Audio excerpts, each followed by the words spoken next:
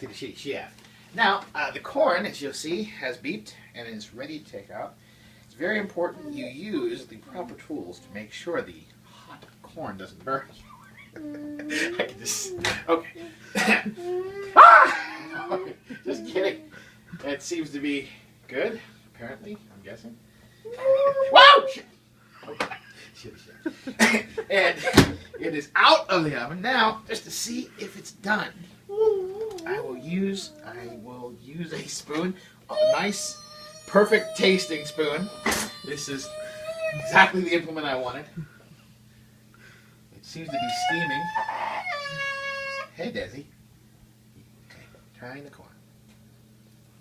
I was bringing a binocular. It's cold. I was bringing a binocular.